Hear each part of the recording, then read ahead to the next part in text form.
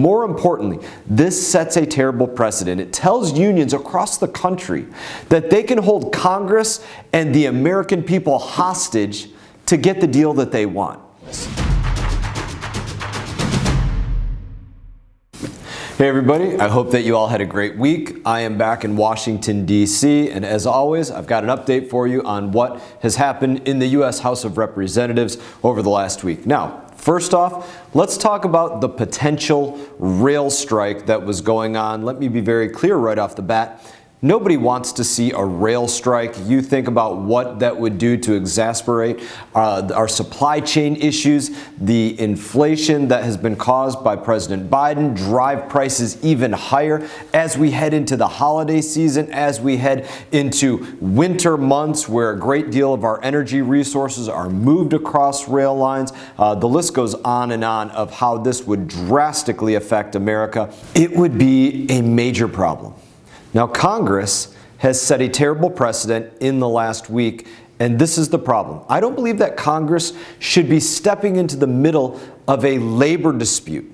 And I especially do not believe that Congress should be stepping into the middle of a labor dispute and setting the terms of the agreement. That is the big line here to talk about what has gone wrong in a very big way. So let's give a quick history lesson on this. The last time that Congress was forced to intervene in a potential rail strike was back in 1992.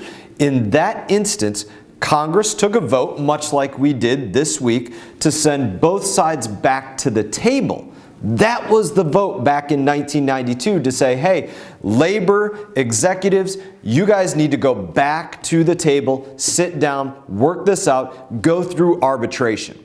What Congress did not vote for was to impose the terms of the agreement, like how much pay raise one of the workers is going to get, or how many sick days one of the workers is going to get. Congress said, figure it out. Now, until this week, that was the precedent. But as to be expected, the Biden administration and Speaker Pelosi and her Democrat allies think that the government knows best and that the government has all the answers. They forced through a bill that cements an agreement and provisions that both sides are legally required to accept. Now, I voted against this for two primary reasons. Number one, I think that it's a bad agreement. It's an agreement that not I nor any other elected representative of we the people had an opportunity to weigh in on. Second reason, more importantly, this sets a terrible precedent. It tells unions across the country that they can hold Congress and the American people hostage to get the deal that they want. This was a bad situation all around. And to say how that plays out, right now, West Coast longshoremen in California, they're negotiating their next labor contract. So if anybody thinks that they're going to accept anything less than what the rails just had codified by Congress, then they're crazy.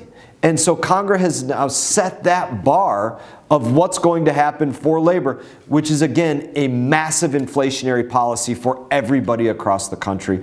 So I could not support this huge example of government overreach, just to be clear on that. The rail strike also leads me to my next point. This is why we have to diversify our supply chains.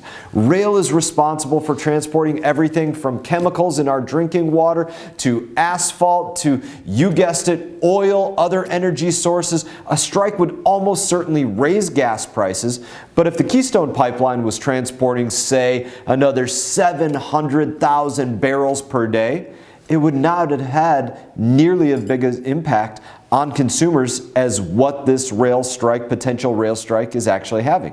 But instead of opening the Keystone Pipeline, the Biden administration is doing the opposite. It made headlines this week with plans to ease sanctions and allow Venezuela to export oil to the United States of America again. Venezuela, in response, is going to allow companies, including Chevron, to expand their drilling operations. You heard that right. An American company is going to be allowed to drill in a foreign nation with a communist dictator, but American companies cannot drill here in America to help Americans. The Biden administration's hypocrisy on energy issues knows no bounds. Months ago, I asked an administration official why were they endorsing pipelines abroad but refused to greenlight the Keystone Pipeline here in America? Are you for pipelines? With respect, Congressman, my personal opinion is... This is what people hate about Washington, D.C. It's a simple question. You're asking for money from the U.S. taxpayer to do cross-state infrastructure overseas as related to energy. Are you for pipelines or not? This is more of the same. According to President Biden, you can't produce energy here in America where it's cleaner and safer, but you can produce it in a communist country. You can't build pipelines here in America, but the government can take your money, your tax dollars, and use it to build pipelines overseas. Gas prices are still almost $3.50 per gallon nationwide. And folks in northern states are going to be struggling to pay heating bills as it gets colder and colder. The Biden administration should be using every single tool in the toolbox to bring down prices. That is the Republican alternative. That's what Republicans are working for, to have every option available to bring your prices down, starting with unleashing domestic energy production. That is our solution. That's what I'll be fighting for in Congress. Now, as always, I'm going to keep you updated every step of the way. Just want you to know it is an honor to serve you. That is my job, to serve you, we the people, and I take that more seriously than anything. So in that, I hope that you all have a great weekend. I look forward to seeing you all around. You all take care. Hey everyone, thank you for watching this video. If you enjoyed the video, please click like and subscribe. I will be back on YouTube with more exclusive content, so stay tuned.